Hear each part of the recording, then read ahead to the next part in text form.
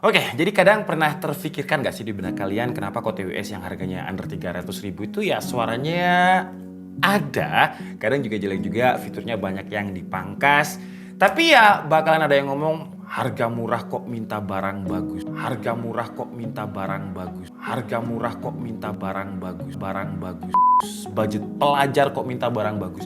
Tapi ya kan hak konsumen ya kalau misalkan kita pengen harga yang murah tapi fiturnya wah. Tapi ada loh sebuah TWS dari brand lokal yang harganya itu terjangkau banget 200.000 tapi fiturnya menurut saya udah lebih mahal daripada harganya. Dan perkenalkan ini adalah Vivan Live 200 NC.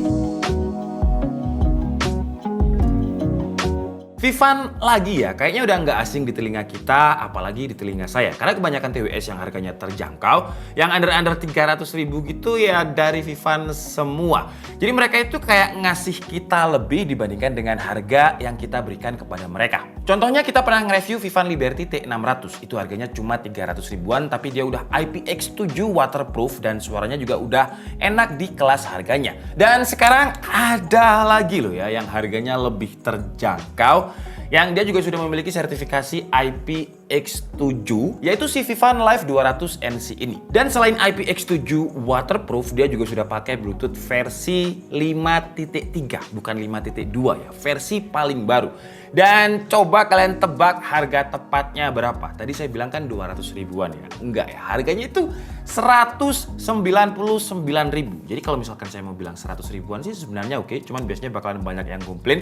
Jadi saya kasih harga 200 ribuan. 200 ribu kembali 1000. Jadi ini benar-benar terjangkau banget. Untuk link pembeliannya seperti biasa kalian bisa langsung cek di kolom deskripsi. Oke, pertama kita bahas untuk casingnya dulu ya. Dengan harga 199.000, kayaknya komprominya adalah di bagian casing. Karena casingnya ini terbuat dari plastik, walaupun dia udah magnet, jadi kalau misalkan kita tutup seperti ini dia akan langsung nutup ceklek kayak gitu, tapi dia agak ringkih. Jadi saran saya sih jangan sampai terjatuh, atau kalian bisa mungkin belikan case biar kalau misalkan jatuh ini casingnya nggak pecah, karena memang build quality-nya agak ya standar di harganya lah. Terus untuk buds-nya, desainnya ini Vivan banget. Hampir semua TWS Vivan tuh desainnya kayak gini. Kayak Liberty T600 sama T260 desainnya tuh mirip-mirip kayak gini. Buds-nya di sini ukurannya medium ya, tapi kita nggak dikasih buds tambahan lagi. Jadinya kalau agak kurang cocok di telinga kalian, kalian nggak bisa ganti buds atau ear tips-nya. Tapi kalau untuk lubang telinga saya, ear tips bawaannya ini udah pas, dan lubang telinga saya ini seharusnya sih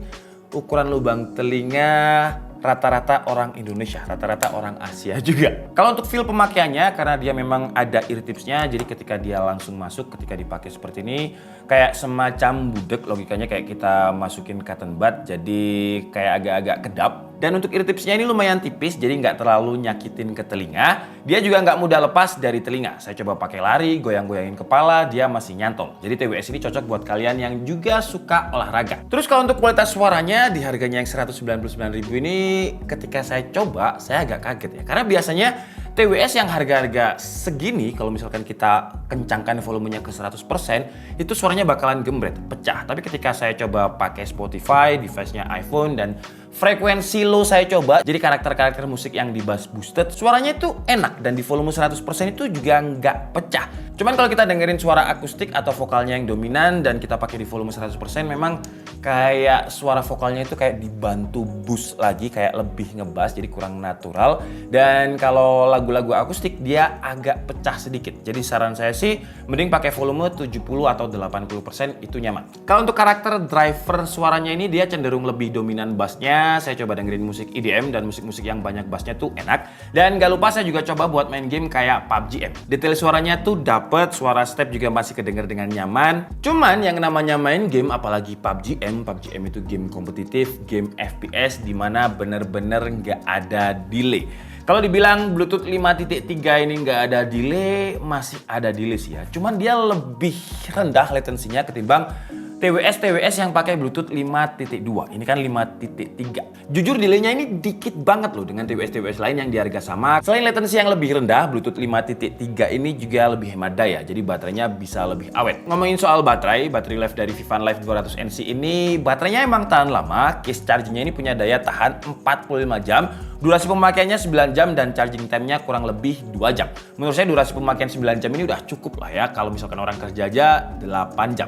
Kalau misalkan kita lagi traveling jarak jauh yang memakan waktu lama, 9 jam juga udah cukup. Jadi kita bisa sambil dengerin musik, sambil nunggu pesawat kita landing. Karena di pesawat itu saya pasti pakai TWS. Karena kayak saya dengerin suara mesin pesawat itu sakit gitu. Jadi mending ditutupin pakai TWS yang ada earpiece-nya seperti ini. Jadi lebih kedap. Terus untuk mikrofonnya ini dia punya 4 noise microphone call reduction yang kalian dengarkan ini adalah kualitas mikrofonnya kira-kira seperti apa, karena saya nggak bisa dengar. Kalian bisa tulis di kolom komentar. Tapi yang harus diingat harganya ini 199.000. Ya udah IPX7 Bluetooth 5.3. Ini dua fitur ini aja adalah fitur yang biasanya ada di TWS mahal. Untuk IPX7-nya ya, untuk Bluetooth 5.3-nya itu jarang banget yang ada.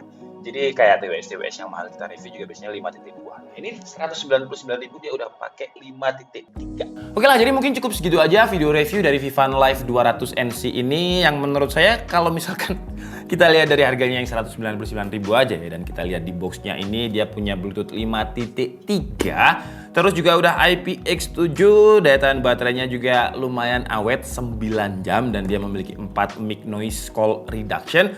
Ini aja menurut saya adalah fitur-fitur yang mahal, cuman memang kompensasinya ada di bagian build quality-nya, terutama sih casing ya. Kalau untuk buds-nya ini sih memang dia tipis, gak kerasa solid, tapi masih enak dipegang dan kalau misalkan kita pakai itu masih nyaman gitu, kayak bobotnya enteng. Cuman kalau untuk case-nya tadi, case-nya itu lumayan agak ringkih, jadi saran saya sih kalau memang mau beli, mungkin kalian bisa tanya ke pihak Vivan apakah ada case-nya. Karena kalau misalkan jatuh dari ketinggian yang agak lumayan, ya bahayalah case-nya. Oke, jadi mungkin cukup segitu aja video kita kali ini. Saya minta maaf kalau ada kesalahan dalam penyampaian informasi. Seperti biasa, kalian bisa mengkoreksinya di kolom komentar. Saya Rizky and see you on the next video. Bye-bye!